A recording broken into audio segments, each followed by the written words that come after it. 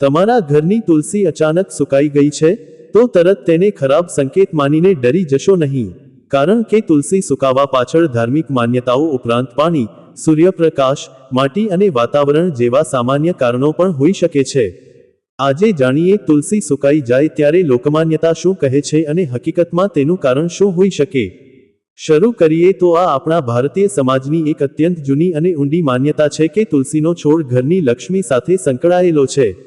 કોઈપણ હિન્દુ ઘરમાં, ખાસ કરીને ઉત્તર ભારત, ગુજરાત, મહારાષ્ટ્ર, દક્ષિણ ભારત અને નેપાળ જેવા દેશોમાં લગભગ દરેક ઘરના આંગણામાં કે બારી પાસે એક તુલસીનો છોડ જોવા મળે જ છે.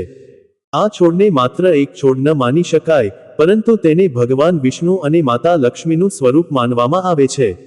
તુલસીની દરેક પાનમાં દેવતાનો વાસ છે એવી શ્રદ્ધા રાખીને જ લોકો તેની પૂજા કરે છે, તેને જળ ચઢાવે છે, દીવો બતાવે છે અને દરરોજ તેની આસપાસ પરિક્રમા પણ કરે છે. હવે જ્યારે આટલી પૂજનીય અને માનનીય વસ્તુ અચાનક સુકાઈ જાય, ત્યારે સ્વાભાવિક રીતે જ મનમાં એક અજબનો ભય અને આશંકા ઉત્પન્ન થાય છે. લોકો તુરંત જ તેને કોઈ અશુભ શકુન, કોઈ આપત્તિની પૂર્વસૂચના કે પછી ઘરમાં નકારાત્મક ઉર્જાનો પ્રવેશ સાથે સાંકળી લે છે. ક્યારેક તો ઘરના વડીલો એટલી બધી ગંભીરતાથી આ સુકાયેલા તુલસીના છોડને જુએ છે કે જાણે આ ઘરનું કોઈ સભ્ય જ અસ્વસ્થ હોય. આજના આધુનિક યુગમાં જ્યાં વિજ્ઞાને આકાશ સુધીનો પ્રવાસ કર્યો છે, ત્યાં પણ આપણા સમાજના મોટા વર્ગમાં આવી માન્યતાઓ એટલી જ મજબૂત છે. પરંતુ શું તમે ક્યારેય વિચાર્યું છે કે શું ખરેખર તુલસી સુકાઈ જવી એ કોઈ દૈવી સંકેત છે? અથવા તો તેની પાછળ કેટલાક સામાન્ય પણ ખૂબ જ વૈજ્ઞાનિક કારણો હોઈ શકે છે? આ વિડીયોમાં આપણે તુલસી સુકાઈ જવાના ત્રણેય પાસાઓને છેદીશું. પહેલું, લોકમાન્યતા; બીજું, વાસ્તુશાસ્ત્રનો અભિગમ; અને ત્રીજું, વ્યવહારુ કે પ્રાકૃતિક કારણો. અંતે નિર્ણય તમારે જ કરવાનો છે કે તમારે આ કઈ નજરે જોવું છે. પણ ધ્યાન રાખજો, આજે હું તમને ડરાવવા નહીં, પરંતુ સમજાવવા આવ્યો છું. તુલસીનો છોડ ભારતીય ઉપખંડમાં હજારો વર્ષો સુધી માત્ર એક ઔષધીય વનસ્પતિ રહ્યો નથી, પરંતુ તે સાંસ્કૃતિક અને આધ્યાત્મિક જીવનનો અભિન્ન ભાગ રહ્યો છે. ચાલો સૌપ્રથમ લોકમાન્યતા વિશે વાત કરીએ. ઘણી સ્થાનિક પરંપરાઓમાં એવું કહેવાય છે કે જો ઘરની તુલસી સુકાઈ જાય, તો તેનો અર્થ એ છે કે ઘરમાં કોઈ મોટો ઝઘડો થશે, અથવા પરિવારમાં કોઈ બીમાર પડશે, અથવા તો નાણાકીય સ્થિતિ બગડશે. કેટલાક ગામડાઓમાં તો એવી માન્યતા પ્રચલિત છે કે જો કોઈ કુંવારી કન્યાના ઘરની તુલસી સુકાઈ જાય, તો તેના લગ્નમાં વિઘ્ન આવી શકે છે. તો ક્યાંક એવું પણ માનવામાં આવે છે કે આ ઘરમાં કોઈ પ્રેતાત્મા કે નકારાત્મક શક્તિનો પ્રવેશ થયો છે અને તેથી તુલસી, જે સાત્વિક અને ઉચ્ચ ઉર્જા ધરાવે છે, તે પોતાનું જીવન ગુમાવી રહી છે. આ માન્યતાઓ સદીઓથી ચાલી આવી છે. આ દરેક માન્યતાનું એક અલગ મહત્વ છે. ઉત્તર ભારતમાં, ખાસ કરીને કડવી પૂનમ અને એકાદશી જેવા દિવસોમાં, જો તુલસી સુકાઈ જાય તો તેને બહુ મોટો અપશુકન માનવામાં આવે છે. જ્યારે દક્ષિણ ભારતમાં તેને ઋતુના ફેરફાર સાથે જ સ્વીકારી લેવામાં આવે છે. પરંતુ શું આ બધી માન્યતાઓ દરેક માટે સમાન છે? ચોક્કસ ના. દરેક સમાજ અને દરેક પેઢીની આ માન્યતાઓ અલગ અલગ હોય છે. કેટલાક લોકો માને છે કે તુલસીનો છોડ સુકાઈ જાય તો તેને દૂર ન કરવો જોઈએ, કારણ કે તે કુદરતી પ્રક્રિયા છે અને નવો છોડ રોપવો જોઈએ. જ્યારે કેટલાક લોકો તેને પાપનું પ્રતીક માનીને તાત્કાલિક રીતે પૂજાપાઠ કરાવીને સુકાયેલા છોડને વિધિવત દૂર કરે છે. હવે પ્રશ્ન એ ઊભો થાય છે કે શા માટે આટલી વિરોધાભાસી માન્યતાઓ છે? કારણ કે માન્યતાઓ ક્યારેય એક સ્થાન પરથી ઉત્પન્ન થતી નથી. તે સમય, સ્થાન, વાતાવરણ અને જે સમાજમાં પ્રચલિત થાય છે તેના સાંસ્કૃતિક સંદર્ભો અનુસાર બદલાતી રહે છે. વળી, જ્યારે કોઈ અઘટિત ઘટના થાય છે, જેમ કે તુલસી સુકાઈ જવી, ત્યારે મગજ સ્વાભાવિક રીતે જ તે ઘટના સાથે કોઈ કાર્યકારણ સંબંધ શોધવા લાગે છે. માનવ મગજની ઉત્ક્રાંતિ એવી રીતે થઈ છે કે તે દરેક ઘટના પાછળ કોઈ ન કોઈ અર્થ શોધે છે, ભલે તે ઘટના કુદરતી હોય. ઉદાહરણ તરીકે, જો કોઈના ઘરની તુલસી સુકાઈ જાય અને એ જ સમયે તેના સસરા બીમાર પડી જાય, તો મગજ બંનેને એકબીજા સાથે સાંકળી દે છે, જ્યારે હકીકતમાં સસરાની બીમારી અને તુલસીના સુકાવા વચ્ચે કોઈ સીધો સંબંધ નથી. આ જ એક મોટું કારણ છે કે લોકમાન્યતાઓ એટલી ઝડપથી સમાજમાં ફેલાઈ જાય છે. તમે આવી કેટલીય ઘટનાઓ અનુભવી હશે જ્યાં લોકોએ કોઈ અશુભ ઘટના બન્યા બાદ એક સામાન્ય છોડને સુકાયેલો જોઈને કહ્યું, "જોયું, મેં કહ્યું હતું." ખરેખર, આ શબ્દો કેટલા વિશ્વાસ અને ભયથી ભરેલા હોય છે. પણ શું ખરેખર તુલસીનું સુકાવું ભવિષ્યવાણી છે? અથવા તો આપણે તેને એક માનસિક સમસ્યા તરીકે જોવી જોઈએ? ઘણા મનોવૈજ્ઞાનિકો માને છે કે આવી માન્યતાઓ અજ્ઞાનતાને કારણે ઊભી થાય છે અથવા તો માનસિક આઘાતને કારણે વ્યક્તિ વાસ્તવિકતા અને અવાસ્તવિકતા વચ્ચે ભેદ પારખી શકતી નથી. આજની આધુનિક જીવનશૈલીમાં, જ્યાં દરેક વ્યક્તિ અનેક પ્રકારના તણાવમાં જીવે છે, ત્યાં થોડી વધારાની ચિંતા પણ તેના માટે હાનિકારક સાબિત થઈ શકે છે. તેથી જો તમે તુલસીના સુકાવાને કોઈ અશુભ સંકેત માનીને ડરી જાઓ, તો તે દિવસની તમારી ઉત્પાદકતાને પણ અસર કરી શકે છે. આથી જ વિજ્ઞાન આ બધી માન્યતાઓને સ્પષ્ટતાથી નકારી કાઢે છે. પરંતુ શું આપણે સંપૂર્ણપણે લોકમાન્યતાઓને ધિક્કારવી જોઈએ? એ પણ ના, કારણ કે લોકમાન્યતાઓ એ આપણા પૂર્વજોનો સંચિત અનુભવ હોય છે, જે પેઢી દર પેઢી ટ્રાન્સફર થતો આવ્યો છે. તેમનામાં ક્યાંક ને ક્યાંક એક સમજદારી છુપાયેલી છે. જો તમે નજીકથી નિહાળો તો તુલસી સુકાવાની લોકમાન્યતા લોકોને ઘરની સ્વચ્છતા અને પૂજાસ્થળ પ્રત્યે સજાગ રાખવા માટે એક સાધન પણ હોઈ શકે છે. જો લોકોને લાગે કે તુલસી સુકાવી એ અપશુકન છે, તો તેઓ સ્વયંભૂ જ તેની વધુ સારી સંભાળ રાખવા માંડે છે, જે છોડને તંદુરસ્ત રાખવા માટે મદદરૂપ થાય છે. એમ કહીએ તો ચાલે કે પૂર્વજોએ એક ડરનો ઉપયોગ કરીને સમાજમાં પર્યાવરણ પ્રત્યેની સજાગતા કેળવી હતી. હવે વાસ્તુશાસ્ત્રની વાત કરીએ. વાસ્તુશાસ્ત્ર આપણા જીવનનું અત્યંત ઊંડું જ્ઞાન છે. તેમાં ઘરની દિશાઓ, પવન, સૂર્ય, પાણી અને પૃથ્વીના ચુંબકીય ક્ષેત્રોનો સમન્વય કરવામાં આવ્યો છે. વાસ્તુ અનુસાર તુલસીના છોડ માટે સૌથી શ્રેષ્ઠ સ્થાન પૂર્વ, ઉત્તર અથવા ઉત્તર પૂર્વ દિશા માનવામાં આવે છે. એવું કહેવાય છે કે આ દિશામાં રહેલો તુલસીનો છોડ સકારાત્મક ઉર્જા પ્રદાન કરે છે. હવે જો તુલસીનો છોડ દક્ષિણ અથવા પશ્ચિમ દિશામાં હોય, તો તે સુકાવાની શક્યતા વધી જાય છે.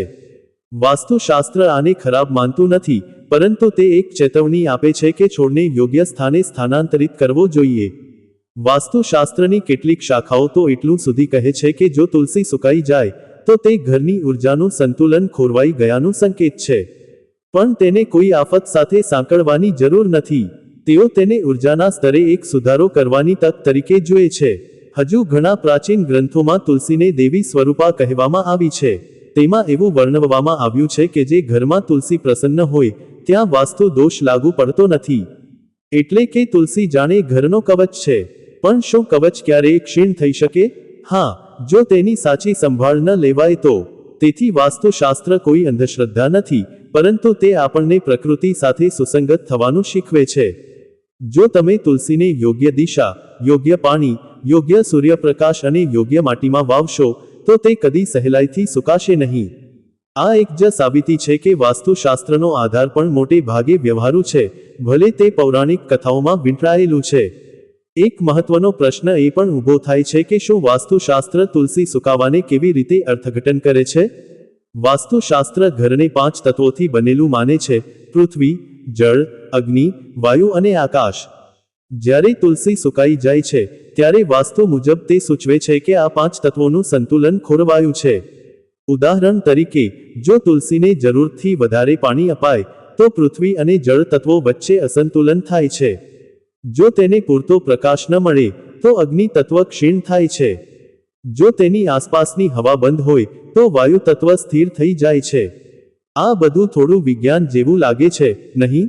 કારણ કે એ છે. વાસ્તુશાસ્ત્ર મૂળમાં એક પ્રાચીન વિજ્ઞાન છે, જે સ્થાપત્ય, ખગોળશાસ્ત્ર અને પર્યાવરણ વિજ્ઞાનનું અદ્ભુત મિશ્રણ છે. જો તમે વાસ્તુના દિશાનિયમોનો અભ્યાસ કરો છો, તો તમે જોશો કે તેઓ હંમેશા સૂર્યની હિલચાલ, પવનની દિશા અને પાણીના વહેણ સાથે સુસંગત છે. તુલસીને પૂર્વ દિશામાં રાખવાની સલાહ આપવામાં આવે છે કારણ કે પૂર્વથી ઉગતા સૂર્યના પ્રથમ કિરણો છોડ માટે સૌથી લાભદાયી હોય છે. ઉત્તર દિશા પણ ઉત્તમ માનવામાં આવે છે, કારણ કે ત્યાં ચુંબકીય ક્ષેત્રની સકારાત્મક અસર હોય છે. વધુમાં, વાસ્તુ અનુસાર, તુલસીના છોડને ક્યારેય ઘરની દક્ષિણ-પશ્ચિમ દિશામાં ન રાખવો જોઈએ, કારણ કે ત્યાં સૂર્યનો પ્રખર તાપ અને ગરમ પવન આવે છે, જે છોડના મૂળિયા ઉખેડી નાખે છે. હવે તમે કહેશો કે આ વાસ્તુ છે કે સામાન્ય બાગવાની ટિપ્સ? ખરેખર, આ બંને એક જ સિક્કાની બે બાજુઓ છે. વાસ્તુશાસ્ત્રની માન્યતા અનુસાર, જો કોઈ ઘરની તુલસી સુકાઈ જાય, તો તે એ સૂચવે છે કે તમે પૂર્વજોનું ઋણ લીધું છે અથવા તમે કોઈ પાપ કર્યું છે. પણ આપણે એ સમજવું જોઈએ કે પ્રાચીન સમયમાં લોકો પર્યાવરણીય ફેરફારોને દૈવી ઘટનાઓ તરીકે જોતા હતા કારણ કે તેમની પાસે આજના જેવા વિજ્ઞાનના સાધનો નહોતા. જ્યારે દુષ્કાળ, વાવાઝોડું કે અતિવૃષ્ટિ થતી, ત્યારે તેઓ તેને દેવોનો કોપ ગણતા. આજે આપણે જાણીએ છીએ કે તે હવામાનશાસ્ત્ર છે, દૈવી કોપ નથી. એવી જ રીતે જો તુલસી સુકાઈ જાય તો તેને દૈવી સંકેત કહેવાને બદલે આપણે તેના માટે જવાબદાર ભૌતિક કારણો શોધી શકીએ છીએ. અને આજે અમારો પ્રયત્ન એ જ છે કે તમને એ ભૌતિક કારણોથી પરિચિત કરાવીએ જે ઘણીવાર અજાણ્યા હોય છે. હવે જો આપણે સૌથી મહત્વપૂર્ણ ભાગ પર આવીએ, એટલે કે પ્રાકૃતિક અને વ્યવહારુ કારણો, તો સૌથી પહેલો મુદ્દો છે પાણી. તુલસીને કેટલું પાણી જોઈએ? આ પ્રશ્નનો ઉત્તર ઋતુ, તાપમાન, કુંડાનું કદ અને છોડની ઉંમર પર આધાર રાખે છે. સામાન્ય રીતે ઉનાળામાં દરરોજ પાણી આપવું પડે છે, જ્યારે શિયાળામાં અઠવાડિયામાં 2 થી 3 વાર પૂરતું છે. પરંતુ ઘણા લોકો જ્યારે ભક્તિભાવથી તુલસીને દરરોજ પાણી ચઢાવે છે, ત્યારે તેઓ અતિશય પાણી આપી દે છે. તુલસીને વધુ પાણી પસંદ નથી. તેનીના મૂળ સડી જાય છે. જ્યારે મૂળ સડે છે, ત્યારે છોડ ઉપરથી પીળો પડવા લાગે છે અને આખરે સુકાઈ જાય છે. આ એક પ્રક્રિયા છે જે ઘણા બધા શિખાઉ બાગવાનો અનુભવે છે. આથી જો તમારી તુલસી સુકાઈ રહી હોય, તો તરત તપાસો કે તમે તેને પાણી તો વધારે તો નથી આપી રહ્યા. જો કુંડાના તળિયે પાણી એકઠું થતું હોય, તો તે સ્પષ્ટ સંકેત છે કે ડ્રેનેજ વ્યવસ્થા યોગ્ય નથી. આ સ્થિતિમાં મૂળમાં ફૂગ ફંગસ થાય છે અને છોડ ધીમે ધીમે મૃત્યુ પામે છે. ઘણા લોકો તુલસીને ચાંદી, તાંબા કે સ્ટીલના પાત્રમાં પાણી આપે છે, જે કોઈ વાંધો નથી, પણ તેની માત્રા મહત્વની છે. નિષ્ણાતો કહે છે કે તુલસીને એવી રીતે પાણી આપવું જોઈએ કે માટી ભેજવાળી રહે પણ ભીની ના થાય.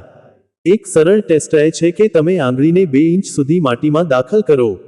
જો માટી સૂકી લાગે તો પાણી આપો, અને જો ભીની લાગે તો પાણી આપવાનું ટાળો. બીજું પ્રમુખ કારણ છે પૂરતો સૂર્યપ્રકાશ ન મળવો. તુલસી એક ઉષ્ણકટિબંધીય છોડ છે, જેને દિવસમાં ઓછામાં ઓછા 6 થી 8 કલાક સીધો સૂર્યપ્રકાશ જોઈએ. પરંતુ આજના શહેરી વિસ્તારોમાં ઊંચી ઇમારતો, ઘરની શેડ વગેરેને કારણે સૂર્યપ્રકાશ તુલસી સુધી પહોંચતો નથી. જો છોડને જરૂરી પ્રકાશ ન મળે, તો તે પ્રકાશસંશ્લેષણની પ્રક્રિયા ફોટોસિન્થેસિસ યોગ્ય રીતે કરી શકતો નથી, જેના કારણે પાંદડા પીળા પડી જાય છે અને છોડ નબળો પડી જાય છે. લોકો ઘણીવાર તુલસીને ઘરની અંદર, બાલ્કનીના ખૂણામાં કે ઝરૂખામાં રાખે છે, જ્યાં અડધો પણ સૂર્યપ્રકાશ પ્રવેશતો નથી.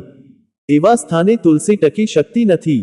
જો તમારી તુલસી દક્ષિણ અથવા પશ્ચિમ દિશાની દિવાલની નજીક છે, તો સૂર્યનો પ્રચંડ તાપ તેના પાંદડા દાઝી શકે છે, ખાસ કરીને ઉનાળાના ચોમાસામાં.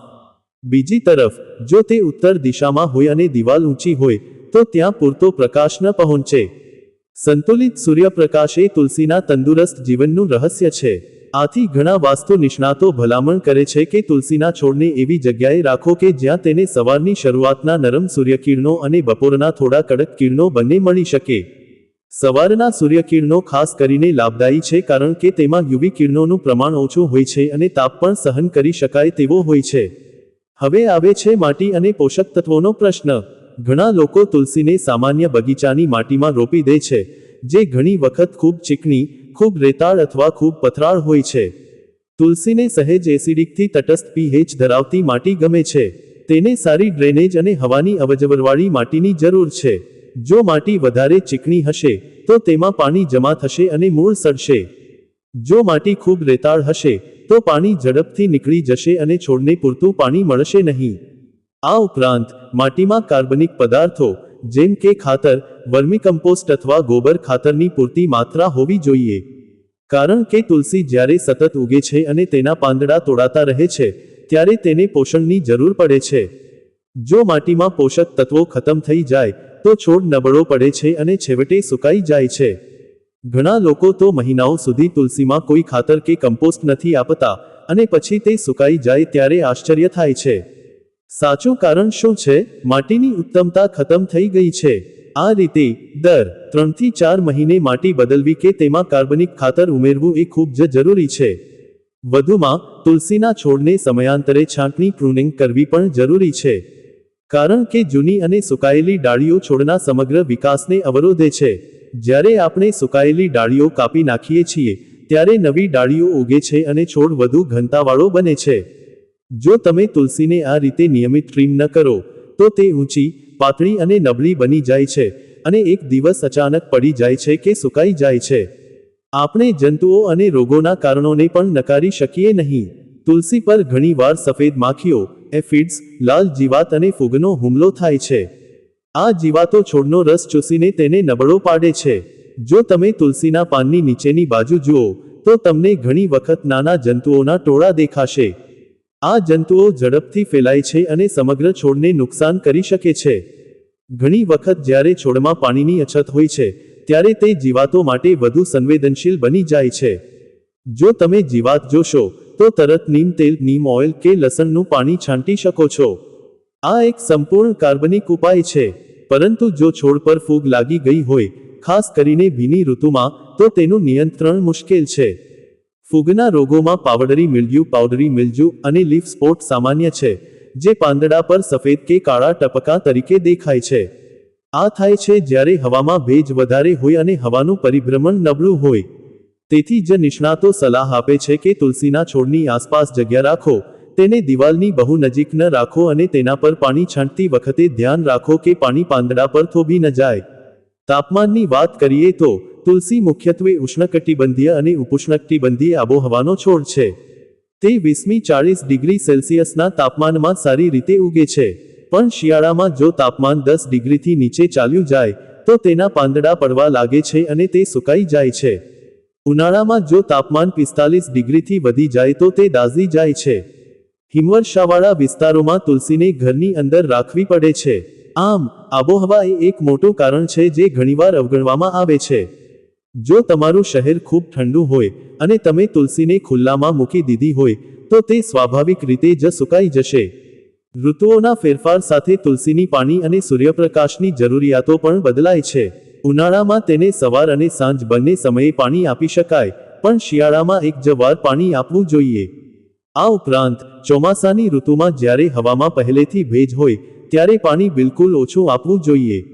ઘણી વખત ભારે વરસાદમાં તુલસીનો છોડ કુંડામાં જ ડૂબી જાય છે અને પાણી નીકળી ન શકે, તેથી તેના મૂળ સડી જાય છે. તેથી જો વરસાદ ખૂબ ભારે હોય તો છોડને ઘરની છત્રી નીચે લાવવો જોઈએ. હવે આપણે એક ખૂબ જ રસપ્રદ અને વ્યવહારુ પાસા પર આવીએ છીએ. ઘણા લોકો તુલસીને ઘરની બહાર, રોડની બાજુ કે શેરીના નાળાની નજીક રાખે છે. આવી જગ્યાએ ધૂળ, ધુમાડો અને ગાડીઓનો પ્રદૂષિત ધુમાડો તુલસી પર જમા થાય છે, જેના કારણે તુલસીના રંધ્રો, સ્ટોમટા, બંધ થઈ જાય છે અને તે યોગ્ય રીતે શ્વાસ લઈ શકતી નથી. આ ઉપરાંત પ્રદૂષિત પાણી કે ગટરનું પાણી જો કોઈ રીતે તુલસીના કુંડામાં પહોંચે તો તેના પર ઝેરી અસર થાય છે. આથી જ ઘણા વાસ્તુ નિષ્ણાતો એમ પણ કહે છે કે તુલસીને સ્વચ્છ, શાંત અને પવિત્ર સ્થાને જ રાખવી જોઈએ. આ લોકમાન્યતા સાથે એકદમ સુસંગત છે, કેમ કે સ્વચ્છ જગ્યાએ તુલસી સાત્વિક રહે છે અને મનને શાંતિ આપે છે. આપણે તુલસી સુકાઈ જાય પછી શું કરવું તે વિશે પણ વાત કરવી જોઈએ. જો તમારી તુલસી સુકાઈ ગઈ છે તો ગભરાશો નહીં. સૌપ્રથમ તો તેના કુંડાને ઉઘાડીને જુઓ કે મૂળ સડી તો નથી ગયા. જો મૂળ સડેલા હોય તો છોડને બચાવવો અશક્ય છે, પરંતુ તમે તેની ડાળીઓમાંથી કટિંગ લઈ શકો છો. તુલસીને ડાળીના ટુકડાથી ઉગાડવી ખૂબ સરળ છે. એક સ્વસ્થ ડાળી કાપીને તેને પાણીમાં અથવા ભીની માટીમાં મૂકો. થોડા દિવસોમાં તેમાં નવા મૂળ ફૂટશે. આ ઉપરાંત જો છોડ થોડો સુકાયો હોય પણ હજી લીલોતરી બાકી હોય તો તેને એક નવા, મોટા કુંડામાં અને તાજી માટીમાં ટ્રાન્સપ્લાન્ટ કરો. તેને કાળજીપૂર્વક પાણી આપો, સૂર્યપ્રકાશ આપો અને થોડા દિવસોમાં તે ફરીથી હરિયાળી આપશે. પણ યાદ રાખો, એકવાર સુકાઈ ગયેલી તુલસીને ક્યારેય વધારે પાણી ન આપો. લોકો દયાભાવે તેને બચાવવા માટે વધારે પાણી આપી દે છે અને તે ઉલટું વધુ મરી જાય છે. સુકાઈ ગયેલા તુલસીના છોડનું શું કરવું તે પણ એક મોટો પ્રશ્ન છે. પરંપરાગત માન્યતા મુજબ સુકાયેલા તુલસીના છોડને વહેતા પાણીમાં, જેમ કે નદી, તળાવ કે સમુદ્રમાં વિસર્જન કરવો જોઈએ. પરંતુ આજના શહેરી વાતાવરણમાં તે શક્ય ન હોય તો તમે તેને કોઈ શુદ્ધ જગ્યાએ, જેમ કે તમારા બગીચામાં કે કોઈ મંદિરના પરિસરમાં દાટી શકો છો. વાસ્તુ અનુસાર સુકાયેલા છોડને ઘરમાં રાખવો જોઈએ નહીં, કારણ કે તે નકારાત્મક ઉર્જા ફેલાવે છે. પણ તેને કચરાપેટીમાં ફેંકવો પણ યોગ્ય નથી, કારણ કે તે પૂજનીય છે. આથી શક્ય હોય તો તેને દાટી દેવો અને તેની ઉપર એક નવો તુલસીનો છોડ વાવવો. આમ કરવાથી પર્યાવરણને પણ ફાયદો થાય છે અને તમારી આસ્થાનો પણ આદર રહે છે. હવે જો તુલસી ઘણી વાર સુકાઈ જતી હોય તો તેનો અર્થ એ છે કે ક્યાંક કોઈ સમસ્યા છે. તમારે તેના કુંડાનું સ્થાન, પાણીની ગુણવત્તા અને હવાનો પ્રવાહ તપાસવો જોઈએ. ક્યારેક ક્યારેક તુલસીને પાણી આપતા પહેલા તેને થોડા કલાક માટે ઉકાળીને ઠંડુ કરવાથી પણ ફાયદો થાય છે, કારણ કે તેમાં રહેલા ક્લોરીન અને અન્ય રસાયણો ઉડી જાય છે. વૈકલ્પિક રીતે, તમે વરસાદી પાણીનો ઉપયોગ કરી શકો છો. વળી, તુલસીના કુંડાને દર થોડા દિવસે 90 ડિગ્રી ફેરવવાથી તેને સર્વાંગી સૂર્યપ્રકાશ મળે છે, જે તેના સમાન વિકાસ માટે મહત્વનું છે. કેટલાક લોકો તુલસીની નજીક અન્ય છોડ પણ રાખે છે, જેમ કે ગુલાબ કે ચમેલી, જે તુલસી સાથે સ્પર્ધા કરી શકે છે. તેથી તુલસીને એકાંત જગ્યાએ રાખવી વધુ સારી છે. વિજ્ઞાનની દૃષ્ટિએ પણ તુલસીનું ખૂબ મહત્વ છે. તે એક એન્ટીબેક્ટેરિયલ, એન્ટીફંગલ અને એન્ટીવાયરલ ગુણો ધરાવતી વનસ્પતિ છે. તેના પાંદડા શ્વસન માટે, તાવ માટે અને રોગપ્રતિકારક શક્તિ વધારવા માટે ઉપયોગી છે. તેથી તુલસી સુકાઈ જાય તેનો અર્થ એ નથી કે ઘરમાં કોઈ આફત આવશે, પરંતુ તેનો અર્થ એ છે કે આપણે તે ઔષધિથી વંચિત રહી શકીએ છીએ. જે ઘરોમાં તુલસી હોય છે, ત્યાં હવા શુદ્ધ રહે છે. તુલસી ઓક્સિજન છોડે છે અને કાર્બન ડાયોક્સાઇડ શોષી લે છે. તેની ગંધ મચ્છર અને અન્ય જીવાતોને દૂર રાખે છે, અને તેની હાજરી માનસિક તાણ ઘટાડે છે. આ કારણોસર, તુલસી જીવંત હોય તે આપણા સ્વાસ્થ્ય માટે અત્યંત મહત્વનું છે, પછી ભલે તેની ધાર્મિક માન્યતા ગમે તે હોય. પણ સૌથી રસપ્રદ વાત તો આ છે કે તુલસી સુકાય તે પહેલા જ આપણે તેને ઓળખી શકીએ છીએ. છોડના પાંદડા લીલાને બદલે આછા પીળા થવા લાગે છે. તેની ડાળીઓ સુકાઈને લાકડા જેવી બની જાય છે. નવા પાંદડા ઉગતા બંધ થઈ જાય છે. જો તમે આ ચિહ્નો સમયાંતરે જોશો, તો તમે તુરંત જ પગલાં લઈ શકો છો. આપણે આ જાગૃતિ રાખવી જરૂરી છે. તુલસીને દૈનિક ધ્યાન આપવાથી, તેની સાથે વાત કરવાથી પણ તેની વૃદ્ધિ સારી થાય છે એવો કેટલાક લોકોનો અનુભવ છે. વિજ્ઞાન પણ કહે છે કે છોડને સકારાત્મક ભાવનાઓ સ્પર્શે છે. હવે આપણે જો લોકમાન્યતા અને વિજ્ઞાનનો સમન્વય કરીએ તો આપણે સમજીએ છીએ કે આ બંને એકબીજાના વિરોધી નથી. લોકમાન્યતા કહે છે કે તુલસી સુકાઈ જવી એ અશુભ છે. વિજ્ઞાન કહે છે કે તે કુદરતી પ્રક્રિયા છે.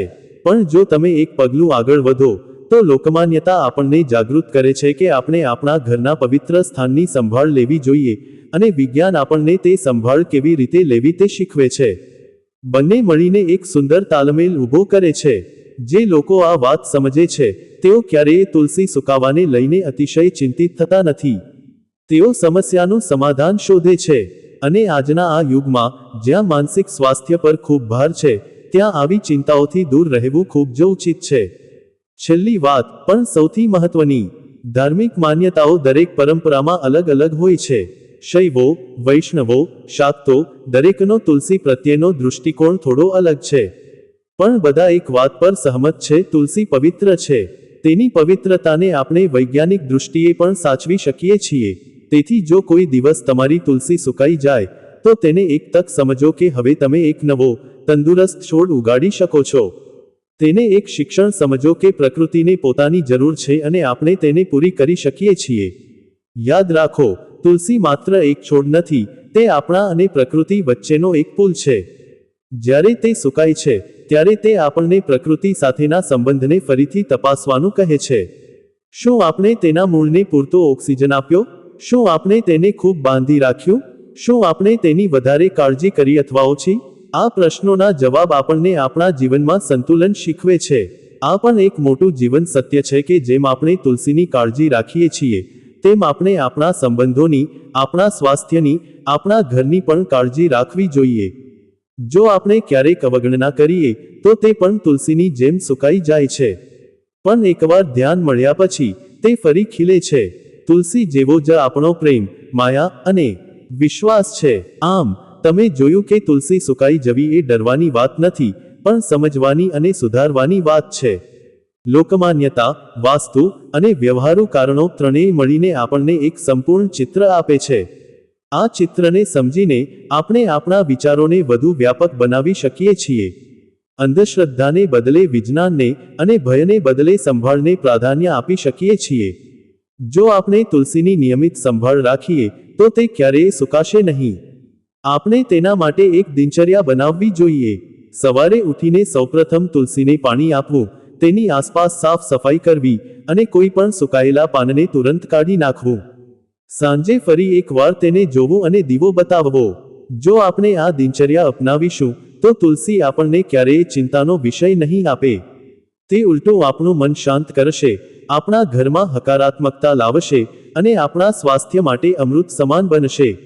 આધુનિક જીવનશૈલીમાં આપણે ઘણા છોડને નજરઅંદાજ કરી દઈએ છીએ, પણ તુલસી એક એવો છોડ છે જે ઓછામાં ઓછી જગ્યા અને ઓછામાં ઓછા સાધનોમાં ઉગી શકે છે.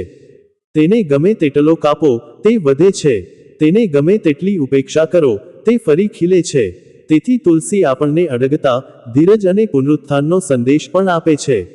અને જો કોઈ દિવસ તે સુકાઈ જાય, તો તે આપણને એ શીખવે છે કે દરેક અંતમાં એક નવી શરૂઆત છુપાયેલી છે. તમારે ફક્ત તે સ્વીકારવાની જરૂર છે. જાણે પાનખરમાં ઝાડના પાંદડા ખરી જાય છે, પણ વસંતમાં તે ફરીથી લીલા થઈ જાય છે.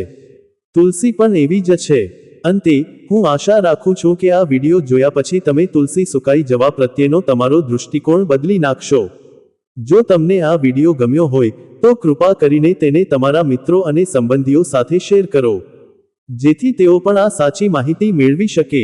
અને હા, જો તમને તુલસી વિશે કોઈ અનુભવ કે પ્રશ્ન હોય, તો કમેન્ટ બોક્સમાં જરૂર લખો.